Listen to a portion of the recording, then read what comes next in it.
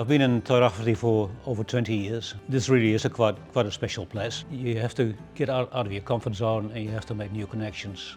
You also have to reach out to other communities and be curious about what their stories are and to understand where they come from and what their beliefs are. And sometimes the values overlap and sometimes they're different, but I think it is quite important to understand what makes other people tick.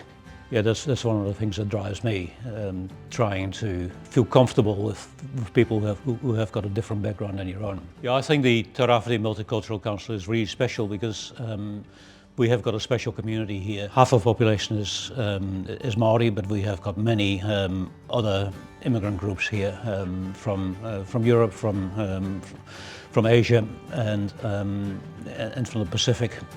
And we're all dependent on each other, and I think the Tairāwhiti Multicultural Council is trying to be the glue within this community, or an organisation that does provide some glue to hold it together and to build it. Yeah, like with Cyclone Gabrielle a couple of years ago, you did get a sense that you were vulnerable, but people were not alone.